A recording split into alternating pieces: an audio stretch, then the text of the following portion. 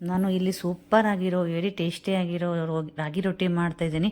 ಆರೋಗ್ಯಕ್ಕಂತೂ ತುಂಬ ಒಳ್ಳೆಯದು, ನಿಮಗೆ ಗೊತ್ತಿರಬೇಕು. ರಾಗಿ ತಿಂದನು ನಿರೋಗಿ ಅಂತಂದೇಳೆಲ್ಲ ಹೇಳ್ತಾರೆ. ನಿಮ್ಮೆಲ್ಲರ ದಿನ ನಗುವಿಂದ ಸ್ಟಾರ್ಟ್ ಆಗಿ ನಗುವಿಂದ ಎಂಡ್ ಆಗಲಿ. ವಿಡಿಯೋ ನೋಡ್ತಿರೋವೆಲ್ಲ ನನ್ನ ವ್ಯೂವರ್ಸ್ಗೂ ನಮಸ್ಕಾರಗಳು. ನಾನು ನಾಗವೇಣಿ ರಾಜ್. ಇಲ್ಲಿ ಏನಂತಂದರೆ ನಾನೆಲ್ಲ ಕಟ್ಟೆಯನ್ನು ಗ್ಯಾಸ್ ಕಟ್ಟೆಯೆಲ್ಲ ಕ್ಲೀನಾಗಿ ತೊಳೆದು ಬಿಟ್ಟು ನಾನು ಇಲ್ಲಿ 2 ಸ್ಪೂನು ಹಿಟ್ಟು ಹಾಕೋತಿದ್ದೇನೆ. ನೋಡ್ತಿದ್ದೀರಾ ನೀವು. ನಾನು ಒಂದು ಅಳತೆ ಮಾಡ್ಕೊಂಡ್ಬಿಟ್ಟಿದ್ದೀನಿ, ಎಷ್ಟು ರೊಟ್ಟಿ ಬೇಕು ನೋಡು ಅದನ್ನು ಅಷ್ಟು ಹಾಕ್ಕೊಂಡ್ಬಿಟ್ಟಿರ್ತೀನಿ. ಯಾವಾಗೋ ಅಷ್ಟ ಒಂದೊಂದು ಸಲ ನಾನು ಹಂಗೆ ಅರ್ಜೆಂಟ್ಲಿ ನಾನು ಅಳತೆ ಮಾಡಿ ಹಾಕ್ಕೊಂಡಿಲ್ಲ ಅಂದರೆ ಒಂದು ಹೆಚ್ಚು ಕಡಿಮೆ ಆಗುತ್ತಾ, ಪರವಾಗಿಲ್ಲ. ನಾವೇನು ಜೋಳದ ರೊಟ್ಟಿ ಮಾಡ್ತಿರ್ಬೇಕಾದ್ರೆ ಏನಾಗುತ್ತೆ ಅಂತಂದ್ರೆ ಕಟ್ಟಕ್ಕಾದ್ರೂ ಎತ್ತಿಡ್ತೇನೆ ನಾನು. ಅದನ್ನು ಒಗ್ಗರಣೆ ರೊಟ್ಟಿ ಎಲ್ಲ ಹಾಕೋಬೋದು ಅಂತ. ಸ್ವಲ್ಪ ರಾಗಿ ರೊಟ್ಟಿ ಮಾತ್ರ ಕರೆಕ್ಟಾಗೆ ಮಾಡ್ತೀನಿ. ಅದು ಯಾಕೆ ಒಗ್ಗರಣೆ ರೊಟ್ಟಿ ಮಾಡೋಕೆ ನನಗೆ ಇಷ್ಟ ಆಗಲ್ಲ. ಇಲ್ಲಿ ನೋಡ್ರಿ ನೀರು ನಾನು ಕುದಿಯೋಕೆ ಇಟ್ಟಿದ್ದೀನಿ ಈ ಕಡೆ ಒಲೆ ಮೇಲೆ. ನಾನು ಅದನ್ನು ಹಾಕ್ಕೊಂಡ್ಬಿಟ್ಟು ನಾನು ಇಲ್ಲಿ ಕುರ್ಕಿ ಮಾಡ್ಕೋತೀನಿ. ಚೆನ್ನಾಗಿ ಕುದಿಬೇಕು ನೀರು. ಕುದ್ರೆ ಅದನ್ನು ಹಾಕ್ಕೊಂಡ್ವಿ ಅಂತಂದರೆ ಜಿಗುಡು ಚೆನ್ನಾಗಿ ಬರ್ತೈತಿ. ಹಾಗೆ ಫ್ಲೇಮ್ ಬಂದ್ ಮಾಡಿಬಿಟ್ಟು ನಾನು ಇದನ್ನೊಂದು ರೌಂಡಾಗಿ ಒಂದು ಸರ್ಕಲ್ ಮಾಡ್ಕೊಂಬಿಟ್ಟು ಹಿಟ್ಟಿನೊಳಗೆ ಈ ಕುದಿಯುತ್ತಿರೋ ನೀರನ್ನು ನಾನು ಹಾಕೋತೀನಿ. ಹುಷಾರು, ನಿಮಗೆಲ್ಲ ಫಸ್ಟ್ ಟೈಮ್ ಆದರೆ ಹಾಕೊಳ್ಳೋಕ್ಕೆಲ್ಲ ಹಿಟ್ಟು ಸ್ವಲ್ಪ ಆಗೋದ್ರಿಂದ ಆ ಕಡೆ ಈ ಕಡೆ ಹೋಗ್ತಾ ಇದೆ. ನನಗೆ ಅದು ಕಟ್ಗೆ ಸ್ಪೂನ್ ಬೇರೆ ಬೇಗ ಸಿಗಲಿಲ್ಲ, ಅದೇನೋ ಅರ್ಜೆಂಟ್ ಮಾಡ್ತಾ ಇದ್ದೆ. ಇಲ್ಲ ಕರೆಕ್ಟಾಗಿ ಅದ್ರಾಗ ಹಾಕ್ಕೊಂಬಿಡಬೇಕು, ಚೆನ್ನಾಗಿ ಬರ್ತೈತಿ. ಈಗ ಸ್ವಲ್ಪ ಮಾಡ್ತಿರ್ಬೇಕಾದ್ರೆ ನಾನು ಏನು ಮೇಲೆ ನೀರು ಹಾಕ್ಕೊಂಡು ಮಾಡೋಂಗೇ ಇಲ್ಲ, ಹಾಗೆ ಅದೇ ಕರೆಕ್ಟಾಗಿ ಬಿಡ್ತೈತಿ. ನೋಡಿ ಬಂದ್ರಿ ಎಷ್ಟು ಚೆನ್ನಾಗಿ ಸಾಫ್ಟಾಗಿ ಮೆತ್ತಗೆ ಬರುತ್ತೆ. ಹಾಗೆ ಈಗೆಲ್ಲ ಅಕ್ಕಿ ತಿನ್ನಬೇಡ್ರಿ, ಅದು ತಿನ್ನಬೇಡ್ರಿ, ಇದು ತಿನ್ನಬೇಡ್ರಿ ಅಂತೆಲ್ಲ ಹೇಳ್ತಾರಲ್ಲ. ರಾಗಿ ಅಂದರೆ ಒಳ್ಳೆಯದು ಅಂತ ಗೊತ್ತು. ಈ ಡಯಾಬಿಟಿಕ್ ಇರೋರಿಗೆ, ಬೇರೆ ಕಾಯಿಲೆ ಇರೋರಿಗೆಲ್ಲ ಈ ರಾಗಿ, ಸಜ್ಜಿ, ಇದು ಜೋಳ ಏನಂದ್ರೆ ನ್ಯೂಟ್ರಲ್ನಾಗ ಇರ್ತೈತಿ. ಅಂದ್ರೆ ಈ ಡಯಾಬಿಟಿಕ್ದೇ ಉದಾಹರಣೆ ತೊಗೊಂಡ್ರೆ ಏನಂದ್ರೆ ಡಯಾಬಿಟಿಕ್ನ ನಮಗೆ ಹೆಚ್ಚು ಮಾಡೋಕ್ಕೂ ಕೊಡೋಂಗಿಲ್ಲ. ಹಾಗೆ ಇದು ರಾಗಿ ಮತ್ತು ಸಜ್ಜಿ, ಜೋಳ ಅಂದರೆ ಒಂದು ನ್ಯೂಟ್ರಲ್ನಾಗ ಇರ್ತೈತಿ ಅಂತಂದು ಹೇಳಿ ಅದಕ್ಕೆ ರಾಗಿ ಯೂಸ್ ಮಾಡೋದ್ರಿಂದ ಬೆಟರು.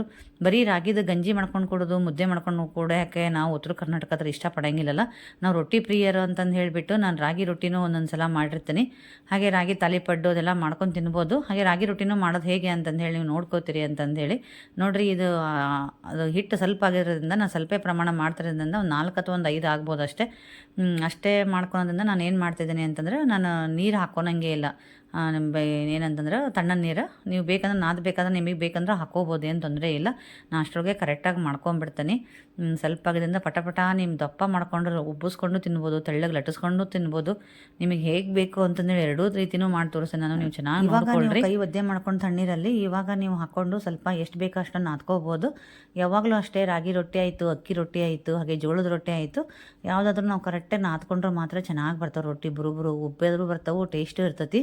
ನಾವು ನಾದ್ಕೊಂಡಂಗೆ ಇರ್ತಾವೆ ರೊಟ್ಟಿಲಿ. ಹೆಂಗಪ್ಪ ಅಂತಂದ್ರೆ ನಮಗೆಲ್ಲ ನಾವು ಚಿಕ್ಕವರಿದ್ದ ರೊಟ್ಟಿ ಮಾಡ್ತಿರ್ಬೇಕಾದ್ರೆ ಏನೇನಾರು ಅಂದ್ರೆ ಹೆಂಗೆ ನಾದ್ಕೊಂಡಿ ನೋಡು ಹಂಗೆ ರೊಟ್ಟಿ ಬರ್ತಾವೆ ಅಂತ ಹೇಳೋರು ಹಿರಿಯರೆಲ್ಲ.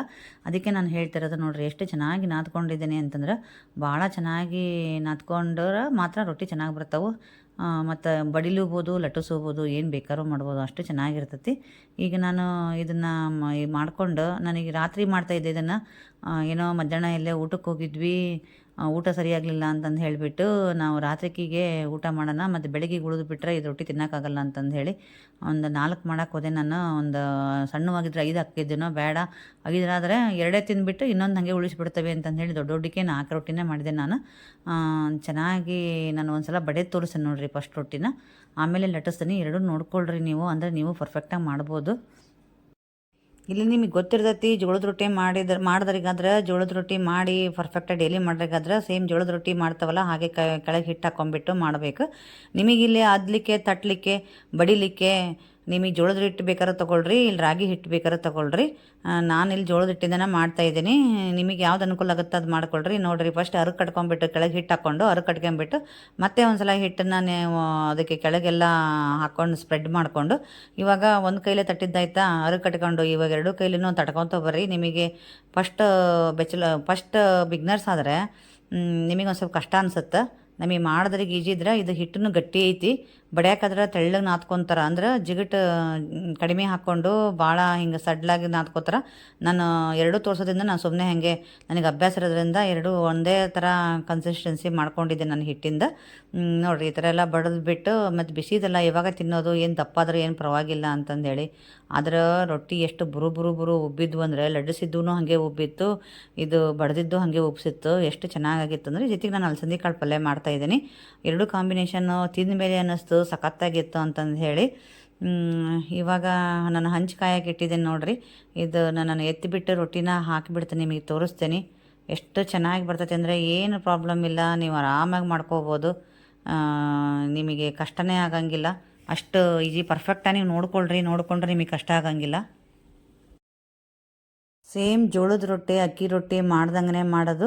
ಸೇಮ್ ಈಗ ಹಾಕಿದ ಮೇಲೆ ಹಂಚಿ ಚೆನ್ನಾಗಿ ಕಾಯಬೇಕು. ಕಾಯ್ದಮೇಲೆ ಇವಾಗ ಹಾಕಿ ಮೇಲ್ಗಡೆ ನೀರು ಹಚ್ಚಿ ನಾನು ಇನ್ನೊಂದು ರೊಟ್ಟಿ ಮಾಡೋ ಅಷ್ಟೊತ್ತಿಗೆ ಹೊಳ್ಳಿಸಿ ಹಾಕಿಬಿಡ್ತೀನಿ.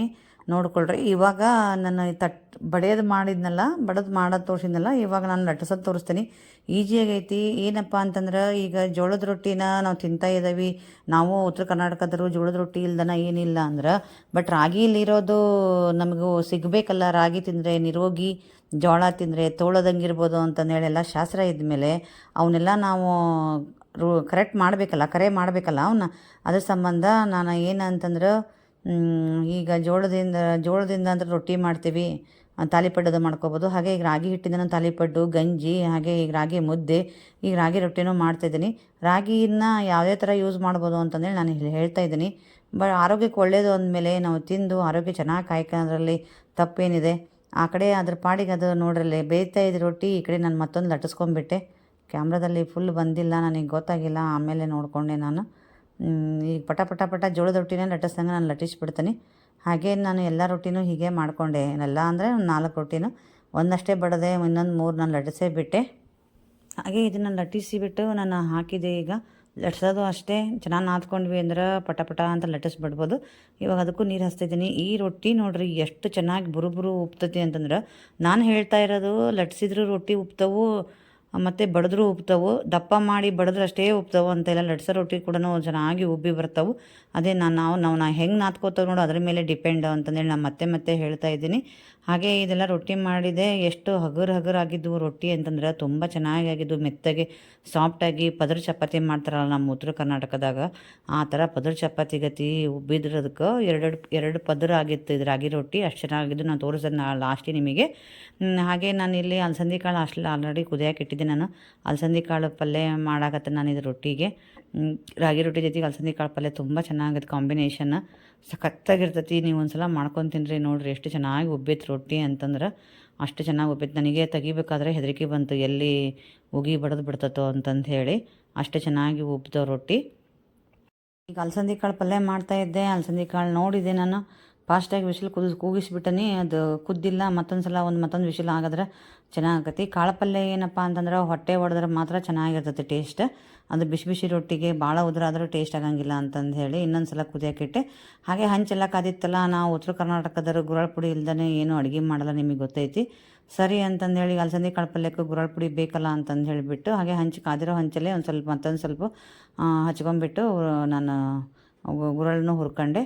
ಹಾಗೆ ನಾನು ಇಲ್ಲಿ ಒಂದು ಬಾಳಿಗೆ ಇಟ್ಕೊಂಡ್ಬಿಟ್ಟು ಎಣ್ಣೆ ಹಾಕ್ಕೊಂಡು ಸಾಸಿವೆ, ಜೀರಿಗೆ, ಹಸಿಮೆಣ್ಸಿನ್ಕಾಯಿ ಚಿಕ್ಕದಾಗಿ ಕಟ್ ಮಾಡ್ಕೊಂಡಿದ್ದೆ. ನಾನು ಪೇಸ್ಟ್ ಹಾಕಿಲ್ಲ, ನಾನು ಭಾಳ ಖಾರ ಇರೋದಕ್ಕೆ ಎಷ್ಟು ಅಂತ ಗೊತ್ತಾಗಲ್ಲ ಅಂತಂದು ಹೇಳಿಬಿಟ್ಟು ಹಸಿಮೆಣ್ಸಿನ್ಕಾಯಿ ಚಿಕ್ಕದಾಗಿ ಕಟ್ ಮಾಡಿಕೊಂಡು ಅದು ಹಾಕಿಬಿಟ್ಟು, ಆಮೇಲೆ ನಾನು ಇಲ್ಲಿ ಈರುಳ್ಳಿನೂ ಕಟ್ ಮಾಡಿ ನೋಡಿರಿ. ಬೆಂದಿರೋ ಕಾಳನ್ನೆಲ್ಲ ನಾವು ಸುರುಕ್ಯಂಡು ಚೆನ್ನಾಗಿ ಮಿಕ್ಸ್ ಮಾಡಿ, ಇದು ಕುದಿತಿರಬೇಕಾದ್ರೆ ಲಾಸ್ಟಿಗೆ ಒಂದು ಸ್ವಲ್ಪ ಕೊತ್ತಂಬರಿ ಸೊಪ್ಪು ಹಾಗೆ ಈ ಮಾಡಿಟ್ಟಿರೋ ಗುರಾಳ್ ಪುಡಿ ಹಾಕಿ ಮಿಕ್ಸ್ ಮಾಡಿದ್ರೆ ಬಿಸಿ ಅಲಸಂದಿ ಕಾಳು ಪಲ್ಯ ಜೊತೆ ರಾಗಿ ರೊಟ್ಟಿ ಸವಿಯಲು ಸಿದ್ಧ. ಹಾಗಾದರೆ ಈ ವಿಡಿಯೋ ನಿಮಗೆ ಇಷ್ಟ ಆಗಿದೆ ಅಂತ ನಾನು ತಿಳ್ಕೊಂಡಿದ್ದೀನಿ. ಹೇಗಿತ್ತು ಅಂತಂದು ಹೇಳಿ ಕಮೆಂಟ್ ಮೂಲಕ ತಿಳಿಸೋದನ್ನು ಮರಿಬೇಡಿ. ನೀವು ರಾಗಿ ರೊಟ್ಟಿ ಮಾಡ್ತೀರಾ ಅಥವಾ ಇಲ್ವೋ ಅಂತಂದೇಳಿ ನನಗೆ ಕಮೆಂಟ್ ಮೂಲಕ ತಿಳಿಸಿರಿ. ಮಾಡಿದರೆ ಯಾವ ರೀತಿ ಮಾಡ್ತೀರಿ ಅಂತಂದೇಳಿ ಕಮೆಂಟ್ ಹಾಕಿ. ಹಾಗೆ ಅಲಸಂದಿ ಕಾಳು ಪಲ್ಯ ಹೇಗೆ ಮಾಡ್ತೀರಾ ಅಂತಂದೇಳಿ ಅದನ್ನು ಕೂಡ ಕಮೆಂಟ್ ಮೂಲಕ ತಿಳಿಸ್ರಿ. ಮತ್ತು ನೀವು ನಿಮ್ಮ ಫ್ರೆಂಡ್ಸ್ಗೆಲ್ಲ ಶೇರ್ ಮಾಡೋದನ್ನು ಮರಿಬೇಡಿ, ಲೈಕ್ ಮಾಡಿ. ಹಾಗೆ ನನ್ನ ಚಾನಲ್ ಸಬ್ಸ್ಕ್ರೈಬ್ ಆಗಿಲ್ಲ ಅಂದರೆ ಪ್ಲೀಸ್ ಸಬ್ಸ್ಕ್ರೈಬ್ ಆಗೋದನ್ನು ಮರಿಬೇಡಿ. ಮತ್ತು ಇಷ್ಟೆಲ್ಲ ಮಾಡಿದ ಮೇಲೆ ಊಟ ಮಾಡಲೇಬೇಕಲ್ಲ. ಮೆಂತ್ಯ ಸೊಪ್ಪು ಇತ್ತು, ಮೆಂತ್ಯ ಸೊಪ್ಪು ತೊಳೆದು ಇಟ್ಕೊಂಡ್ವಿ. ಇದನ್ನು ಅಲಸಂದಿ ಕಾಳು ಪಲ್ಯ ಹಚ್ಕೊಂಡೆ. ನೋಡಿರಿ, ನಾನು ಪದ್ರ ಆಗಿದ್ದು ರೊಟ್ಟಿ ಅಂತ ಹೇಳಿದ್ನಲ್ಲ, ನಾನು ಚಪಾತಿ ಗತಿ. ನೋಡಿರಿ ಎಷ್ಟು ಚೆನ್ನಾಗಿ ಪದ್ರ ಆಗಿದ್ದವು. ಹಾಗೆ ಎಷ್ಟು ಮೆತ್ತಗೆ ಸಾಫ್ಟಾಗಿ ಬಂದತಿ ರೊಟ್ಟಿ. ನಾನು ತೋರಿಸಿದ್ದೇನೆ ನಿಮಗೆ. ಮಕ್ಕಳಿಗೆ, ಸಣ್ಣ ಮಕ್ಕಳಿಗೆ ಹಲ್ಲು ಬಂದಿರಲ್ಲ ಆ ಮಕ್ಕಳಿಗೆ ಕೂಡ ತಿನ್ನಿಸ್ಬೋದು. ಅಷ್ಟು ಚೆನ್ನಾಗಿ ಸಾಫ್ಟಾಗಿದ್ದಾವೆ. ನೋಡಿಕೊಂಡು ಮಾಡಿಕೊಂಡು ಹೇಗಿದೆ ಅಂತಂದೇಳಿ ನನಗೆ ಕಮೆಂಟ್ ಮೂಲಕ ತಿಳಿಸಿದ್ರೆ ನನಗೆ ಗೊತ್ತಾಗುತ್ತೆ ನಿಮಗೆ ಇಷ್ಟ ಆಗುತ್ತೋ ಇಲ್ಲೋ ಅಂತಂದು ಹೇಳಿ. ಮರಿಬೇಡಿ ಕಮೆಂಟ್ ಮೂಲಕ ತಿಳಿಸೋದನ್ನು.